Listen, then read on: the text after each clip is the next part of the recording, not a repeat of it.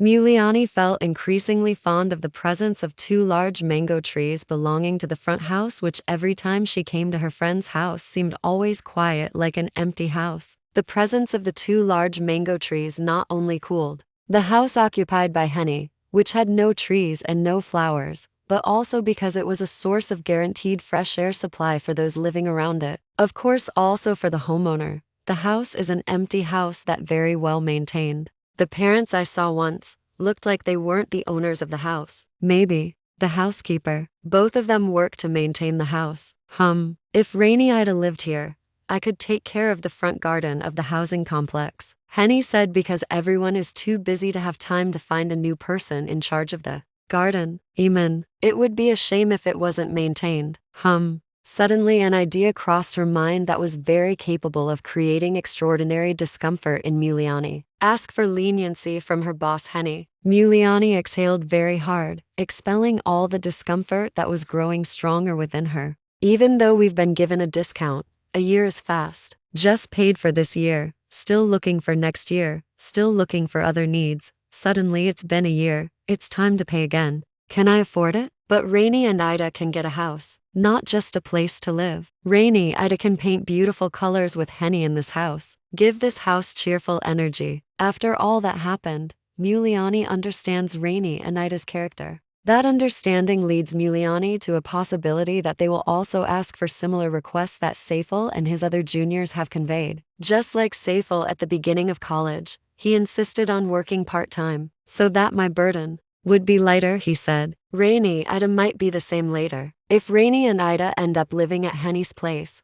Rainy Ida will definitely ask for work, even insistent. Imagining that brings discomfort to Muliani's soul. Can Rainy Ida work? Their studies are still full. They are new students. Their majors are engineering. I don't want Rainy and Ida, who are still in the work adaptation period. Work that is real work. Work that is really work for money, not just for experience or something. Rainy Ida are still not ready to work. Work that is really to earn money. If part-time work only relieves Rainy and Ida's desires, especially one that matches Rainy and Ida's interests, it's only to develop talents. It's only to add experience, not a job that requires totality. That's better. Can you find a job like that? Where can you find a job like that? Muliani processed her breath very well. Never mind. There must be a way. There must be a way. It didn't take long for Muliani, who was trying to handle herself, to remember the situation that was happening. Muliani took a deep breath to make peace with the thick feeling of longing for the blood that was back. Suddenly,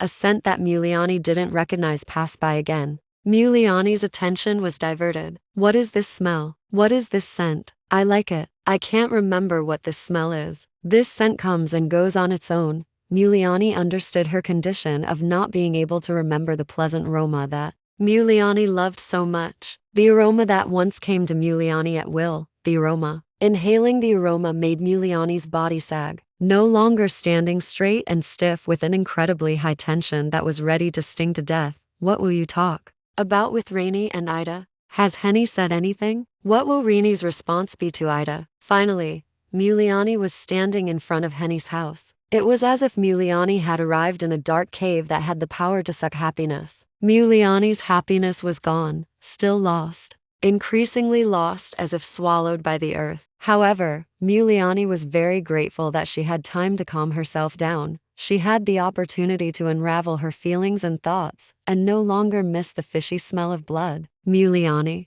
opened the gate with a heavy heart. Henny works in an accounting firm that is categorized as good, always has projects, never stops. That sustainability is what guarantees the certainty of rupiah for employees. Henny's boss has an unused house. Her boss asked Henny to use the house. It would be a shame not to use it, he said. If possible, find a friend. Just pay cheaply, her boss said. Cheap for her boss. Certainly not for me. If cheap was cheap for us, of course we would have brought junior girls to this house. Cheap depends on whether you have money or not. If you have money, nothing is expensive. It's just because I want my junior to be in a better place. It's just to fulfill my wishes. Of course, I don't need to ask other people to be responsible for me and my junior. I and my junior have to try on our own. What right do I have to ask for leniency, Boss Henny? Muliani took another deep breath. Having a reliable place like this with the sincerity of the owner alone is something to be very grateful for. Being allowed to stay temporarily is already good. As soon as she opened the door, Muliani smelled the aroma of warm tea and warm food. Muliani was grateful that Henny had the ability to meet her own needs. Inside the house, Henny heard Muliani's greeting. Henny immediately went out to greet Muliani with a glass of warm tea. Of course, morning activities will be very enjoyable, starting with putting in something warm to warm the body. A warm body will create a warm feeling, especially if the weather is very cold. Henny learned a lot about attention from Muliani, her friend in the same area, her generation, about starting the day, especially after experiencing something like this. Poor Mo, you must be in shock. I was in shock. Everyone was in shock. You must feel guilty, even though it was clearly not Mo's fault. The one who didn't want to move was Rainy and Ida. As for Mo, you must want to give the best. Moreover, Mo considered Rainy and Ida to be such little kids. Pak Mamad let Mo stay there because he needed a free security guard for the girls' boarding house upstairs. The kids could be ordered around. As soon as she found Muliani's face, Henny's feelings really felt heavy, but Henny really wanted to hug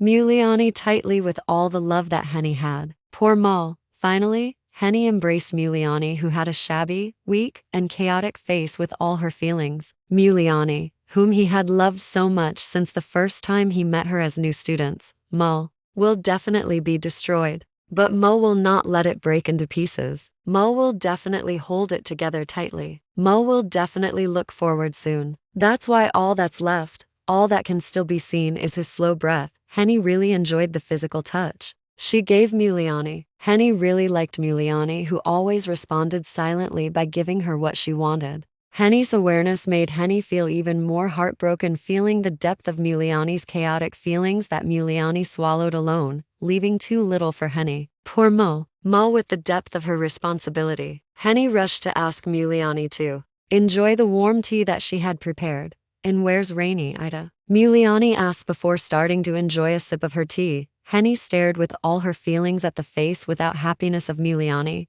the girl she loved so much. Just as I expected, Mo must be in shock, really shocked. Mo's voice, weak, listless. Henny pressed her body closer. The closer she got, Henny felt Muliani's body was still frozen stiff. Mo's shoulders were still tense, only her eyes were calm. As usual, angry, sad, hurt, feeling guilty, confused, all of them. Poor you, Mo. After seeing Muliani sipping her tea, Henny returned to embrace Muliani affectionately, whose body tension was still the same. Mo was very stiff. It didn't even go down. Mo's breathing, which was good at controlling her breathing, remained regular, but heavy, very deep heavy. Her eyes remained the same, still calm. But I know, Mo's calm eyes were because Mo kept everything to herself. Share it with me, Mo. Don't keep it to yourself. Let it go with me, Henny asked in her heart. In the room, Henny spoke softly, looking softly while stroking Muliani's face and back gently. Asleep waiting for you. So what's this, Mo? You're so cruel, Andika. Nosy is nosy, evil is evil, but